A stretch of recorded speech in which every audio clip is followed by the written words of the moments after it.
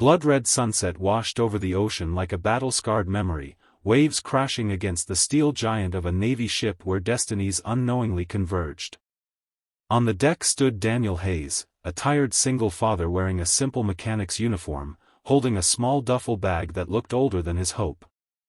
Around him, elite Navy SEALs trained, laughed, bragged about missions few could even imagine, yet none of them looked twice at him. To them, Daniel was just another civilian worker. No rank. No power. No story. But they were wrong. Very wrong. Within the quiet man they mocked lay a history sealed behind medals, scars, and a classified legacy that once shook nations. Stop sign viewers pause. If you believe forgotten heroes deserve respect, like, comment, share, and subscribe to channel name. Your support keeps stories of courage alive. Daniel had boarded the ship with his 2 children, Lily and Jonah, after accepting a maintenance contract that paid just enough to survive, barely. Life hadn't been kind after his wife passed away in childbirth, leaving him with a newborn and a shattered soul. Bills piled like mountains, and every night he lay awake listening to the soft cries of his baby girl, wondering if tomorrow would finally break him. When his service days ended years ago, he walked away from the battlefield carrying ghosts heavier than ammunition. PTSD whispered through his dreams, medals were tucked in dusty boxes, and photographs of fallen brothers lingered like open wounds. No one in this new world knew him as Lieutenant Commander Daniel Hayes, the man who once led covert rescue missions behind enemy lines, the man awarded for saving 47 lives alone. They only saw a struggling father clutching 2 kids and a toolbox. On board, Daniel worked with silent dignity, repairing old pipes, tightening bolts, scrubbing grease stains others stepped over. The SEALs joked around him, sometimes loud and cruel, but Daniel never responded. His eyes carried oceans, deep, tired, and unreadable. One afternoon, while Daniel cleaned the deck near the training area, a tall SEAL, muscular, confident, and full of youthful arrogance, looked at him with a smirk. He asked loudly, "Hey old man, what's your rank?" "Chief of Mops." Laughter erupted. Soldiers slapped each other's backs, not knowing the storm behind those words. Daniel simply smiled, not bitterly but with the softness of someone who had survived humiliation far worse. He didn't owe explanations. He had fought enough battles. He just continued wiping the deck while his kids watched from a corner, their small hands gripping each other in confusion. Lily's voice trembled later as she asked, "Daddy, why did he laugh at you?" Daniel bent down, wiped her tears, and said that sometimes people laugh because they don't know your story. But deep inside, a weight pressed against his chest, memories of comrades lost, promises unkept, and a past still classified. By night, he sat by the ship rail, staring into the endless horizon. The ocean sounded like his old battlefield, unpredictable, wild, unforgiving. Jonah slept on his lap while Lily leaned on his shoulder. He whispered that one day they would understand. One day truth would speak louder than mockery. Days passed, and Daniel kept working, fixing engines no one else could, solving mechanical issues that baffled trained officers. Admirals noticed the ship functioning smoother than ever. Rumors spread of a mysterious civilian who could repair anything, navigate technical chaos like art, and remain unfazed by harsh words. But still no one knew. Then came the moment destiny waited for. A distress signal hit the ship, engine failure mid-sea during incoming storm threats. Panic cracked through ranks.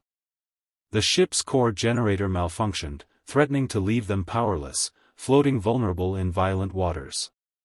The engineers tried and failed. Officers yelled instructions. Fear spread like wildfire. And there stood Daniel, quiet, calm, ready. He stepped forward, offering help. At first, they ignored him. A civilian? On critical systems? Impossible. But when lightning struck close and alarms screamed, desperation overruled ego. Daniel was given a chance. In minutes, he worked with precision only veterans of chaos possess. He crawled through scorching ducts, rewired circuits blindly by touch, and used improvised tools from sheer ingenuity. Sweat dripped off his forehead, sparks burst inches from his eyes, but he never stopped. When power surged back on, the entire ship lit like sunrise after a long war. Cheers erupted. Relief washed across faces. He saved them all. The same SEAL who mocked him earlier froze, staring at Daniel with disbelief. But the truth hadn't fully surfaced, not yet. Later that week, the ship hosted a high-level inspection. Admirals lined up, stern, decorated, feared by even the toughest SEALs. Sailors stood straight, uniforms crisp. Daniel stood at the side with his children, wearing grease-stained clothes. The mocking SEAL nudged his friend, whispering sarcastically, "Maybe the mechanic wants a salute too." Suddenly, one admiral's eyes locked onto Daniel. Shock flooded his face.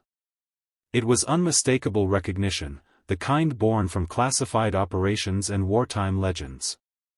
The admiral walked forward, spine stiff, heart pounding. Then, to everyone's disbelief, he saluted Daniel. Not casually, but with reverence, deep, solemn, slow, the kind reserved for war heroes of the highest honor. Silence ripped across the deck. One by one, every admiral followed, saluting the man in worn boots and a father's tired eyes. Murmurs spread like thunder, "That's Hayes. The Ghost Commander. The man who led Operation Silent Dawn. The one we thought was gone." Officers whispered stories, how Daniel once rescued hostages under impossible fire, how he refused a Medal of Honor because his fallen brothers deserved the glory instead, how he disappeared after tragedy struck his family. The SEAL who joked earlier felt his pride crumble. He stepped toward Daniel, voice broken, apologizing not in words but with trembling hands and lowered head. Daniel placed a gentle hand on his shoulder, no anger, only forgiveness. He said every soldier fights a battle others can't see. Lily and Jonah watched their father differently that day. Their small chests swelled with pride. The world finally saw him, the hero behind the mechanic. The Navy offered Daniel reinstatement, high rank, and honor restored.